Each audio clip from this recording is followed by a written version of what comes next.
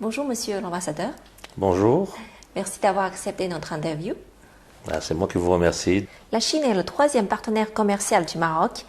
Ayant été directeur des affaires asiatiques et de l'Océanie au ministère des Affaires étrangères, vous avez visité plusieurs fois la Chine. Et maintenant, en tant qu'ambassadeur du Maroc en Chine, quelles sont vos attentes pour le développement futur des relations sino-marocaines? Merci beaucoup. Effectivement, la Chine est le troisième partenaire commercial du Maroc dans le monde et le premier partenaire économique en Asie. Mais nous souhaitons faire plus et mieux. Donc nous nourrissons une grande ambition pour notre relation bilatérale. Lors de la visite historique de Sa Majesté le roi Mohammed VI du Maroc à Pékin en mai 2016, il a convenu avec son ami, le président Xi Jinping, d'établir un partenariat stratégique entre nos deux pays. Et donc, depuis lors, nous essayons ensemble, Marocains et Chinois, de donner un vrai contenu à ce partenariat stratégique dans trois dimensions, bien sûr politique, diplomatique, une dimension économique et commerciale, et troisièmement, et c'est, je crois, important, une dimension culturelle et humaine. D'accord. Le commerce bilatéral Chine-Maroc connaît une croissance stable. Pouvez-vous présenter la coopération économique et commerciale actuelle entre la Chine et le Maroc, ainsi que son orientation future en matière de développement? La Chine est une grande puissance économique, commerciale, mondiale, tout le monde le sait. Il y a des avancées technologiques extraordinaires, il y a un potentiel de production qui est immense, il y a de l'innovation, notamment dans des domaines qui font aujourd'hui le moteur de la croissance, c'est-à-dire les énergies renouvelables, l'industrie verte, l'exploitation des ressources naturelles de façon préservant l'environnement, etc. Du côté du Maroc, il y a également beaucoup de chantiers de développement qui ont été développés ces 20 dernières années sous le leadership de Sa Majesté, le roi, dans différents domaines, dans l'agriculture, dans l'industrie, dans le tourisme, dans les énergies renouvelables, dans les infrastructures, dans le textile, dans beaucoup de domaines. Et là, nous souhaitons que les opérateurs économiques chinois connaissent mieux ce qui se passe au Maroc et dans son environnement. Et nous pensons modestement que le Maroc peut constituer une vraie plateforme économique pour les sociétés chinoises et les opérateurs économiques chinois qui essaient bien évidemment de se déployer à l'étranger et de pouvoir avoir des activités d'investissement, de production dans des pays partenaires tels que le Maroc. Donc il y a beaucoup de possibilités de coopération. Le Maroc souhaite aussi développer un tissu industriel dans les technologies à haute valeur ajoutée. Et je pense que la Chine a réalisé des progrès énormes dans le domaine de l'intelligence artificielle, dans le domaine du robotisme, dans le domaine des techniques de gestion urbaine, dans le domaine des transports urbains intelligents.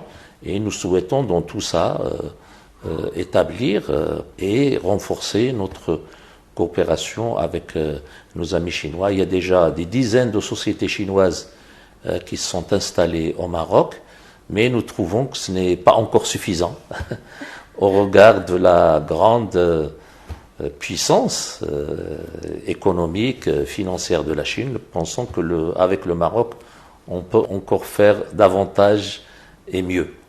En tant que patrie du célèbre voyageur Ibn Battuta, le Maroc est un paradis pour les voyageurs et figure sur la liste des destinations de nombreux touristes chinois. Selon vous, que peuvent apprendre le Maroc et la Chine l'un de l'autre en termes de protection du patrimoine culturel et de développement du tourisme? Je vous remercie d'abord pour votre jugement sur le Maroc comme destination touristique. Bien sûr, il y a eu cette célèbre visite du grand voyageur Ibn Battuta au XIVe siècle en Chine, dans les villes de Guangzhou, de Huangzhou et de Pékin. Il est resté presque 2 ans ici. En même temps, il y a eu le voyage également au Maroc, durant le même siècle, d'un grand voyageur globetrotter chinois, notre relation s'est développée au fil des années. Pour le Maroc comme destination touristique, le Maroc a l'avantage d'être un pays très varié. Je pense que les touristes chinois pourront trouver tout ce qu'ils souhaitent au Maroc. Alors, si vous voulez faire du tourisme culturel, ben vous avez ce qu'on appelle chez nous les villes impériales, les anciennes capitales du Maroc, comme Fès, Rabat, Marrakech, Meknès. La ville de Fès, par exemple, a fêté il y a quelques années le 1200e anniversaire de sa construction. Si le touriste chinois veut faire du shopping, tant mieux, on a beaucoup de centres de shopping. S'il veut faire du sport, je sais que les Chinois, ce sont de grands golfeurs, donc ils peuvent aller jouer au golf. S'ils veulent faire de l'alpinisme, du sport de montagne, c'est aussi faisable. Maintenant, s'ils veulent aller à la mer, profiter de l'océan et de la plage. Donc le Maroc offre des potentialités touristiques très intéressantes, très importantes et qui peuvent répondre à tous les goûts de nos amis chinois. On reconnaît que la cuisine chinoise est peut-être la meilleure cuisine au monde, mais le Maroc est souvent, dans beaucoup de classements, est souvent classé deuxième ou troisième, juste après la cuisine chinoise.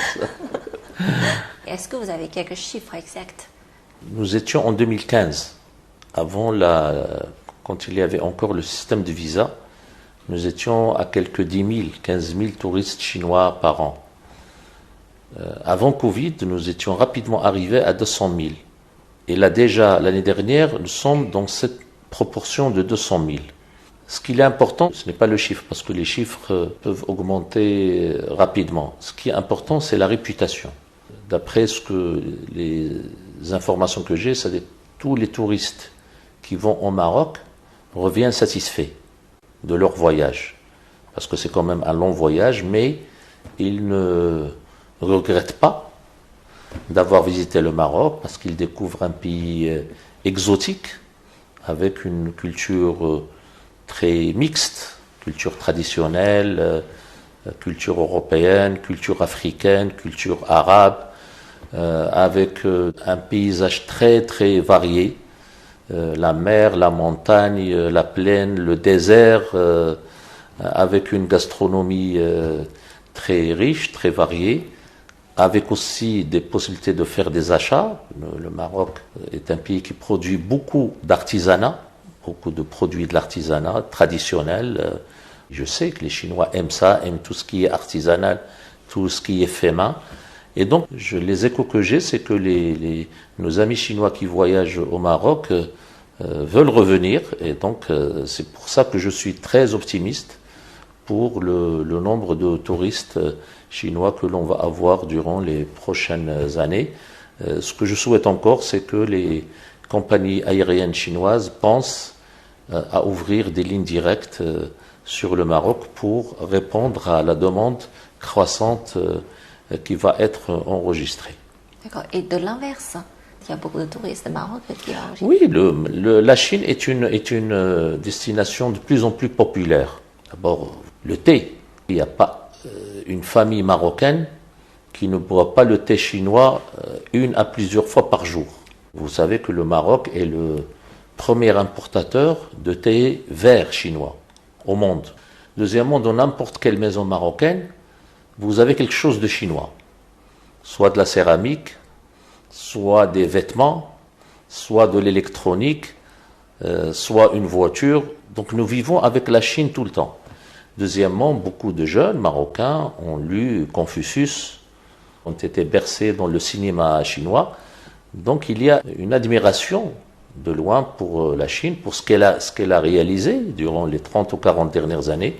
Et donc il y a beaucoup de visiteurs marocains, plus que ce que vous pouvez penser, qui viennent en vacances en Chine pour découvrir sa culture millénaire, pour visiter la muraille, pour visiter la cité interdite, pour aller également à Shanghai, dans d'autres villes chinoises. C'est pour ça que nous pensons que l'établissement de lignes directes aériennes permettrait à plus de personnes de voyager dans un sens ou dans un autre dans un temps raisonnable. Et le vol direct, il fait 12 heures, au lieu que maintenant, on passe peut-être 20 à 24 heures pour aller dans l'un ou l'autre sens. Et vous parlez tout à l'heure sur le sport, sur le golf ou même des sports de montagne. Est-ce que vous avez des exemples concrets sur la coopération dans le domaine de sport entre les deux pays? Je dois d'abord vous dire que dans notre enfance, ma génération, les générations qui sont venues après moi, dans notre enfance, nous avons été bercés dans les arts martiaux chinois, parce que nous regardions beaucoup de films de kung-fu. Et donc, depuis 50 ans, 60 ans, il y a eu un grand développement des arts martiaux, des arts de combat au Maroc, et nous avons eu pendant longtemps, et encore aujourd'hui, beaucoup d'entraîneurs, beaucoup de techniciens chinois, dans le cadre de la coopération entre le Maroc et la Chine dans le domaine du sport, qui sont venus encadrer les jeunes et les athlètes marocains. Si demain vous allez à Rabat, le grand stade de football de Rabat a été construit par la Chine. C'est un projet qui a été construit par la Chine quand le Maroc allait accueillir la Coupe d'Afrique des Nations en 1988. Maintenant, bien sûr, il y a également d'autres grandes installations sportives au Maroc qui ont été réalisées grâce à la coopération entre le Maroc et la Chine. Je saisis l'occasion que vous m'offrez pour vous dire que le Maroc va organiser en 2030, avec l'Espagne et le Portugal, la Coupe du Monde de football. Et donc, c'est un événement mondial. C'est comme quand la Chine a organisé les Jeux Olympiques de 2008. Donc, c'est un événement mondial qui va nécessiter beaucoup d'investissements, beaucoup de projets. Et là aussi, nous souhaitons que les sociétés chinoises et les investisseurs chinois participent au grand chantier de construction d'infrastructures, d'hôtels, de lieux de loisirs, de routes, de trains qui vont avoir lieu d'ici à 2030 pour la Coupe du Monde. Comme vous le savez, il y a eu des joueurs marocains de football qui ont joué dans des équipes ici en Chine, à Pékin et dans d'autres villes. Et bien sûr, le sport, c'est l'un des meilleurs liens qu'il puisse avoir entre les pays et les peuples. Et du moment que nous sommes des pays amis, nous souhaitons développer notre coopération sportive. Nos sportifs vont certainement se retrouver durant les prochains Jeux Olympiques en été qui vont avoir lieu en France. D'accord. Comment voyez-vous le rôle de la jeune génération dans les relations sino-marocaines? Y a-t-il des projets visant à promouvoir de manière spécifique les échanges et la coopération entre les jeunes des deux pays? Il y a deux domaines importants. D'abord celui de l'éducation. Moi, je souhaite, en tant qu'ambassadeur, et je travaille pour ça, que le Maroc puisse recevoir beaucoup d'étudiants chinois pour faire des études supérieures, dans des études de langue, par exemple, des études de culture, de patrimoine. Je sais qu'il y a maintenant beaucoup d'étudiants, beaucoup de jeunes Marocains qui souhaitent venir faire leurs études supérieures en Chine. Nous avons quelques 6000 étudiants marocains maintenant en Chine. Il y a beaucoup de jeunes au Maroc qui apprennent le chinois. Nous avons 4 instituts Confucius au Maroc, plus beaucoup de centres de langue, parce que ces jeunes Marocains, ils apprennent le chinois pour 3 choses. D'abord, pour venir faire des études en Chine. Deuxièmement, pour pouvoir accueillir les touristes chinois, qui vont être très nombreux, j'espère, pour pouvoir communiquer avec eux dans la langue chinoise. Et troisièmement, parce que ces gens-là, ces jeunes, pensent que nos relations économiques et commerciales vont beaucoup se développer et donc ils veulent travailler dans le business. Donc, je souhaite également que les jeunes chinois viennent en vacances au Maroc.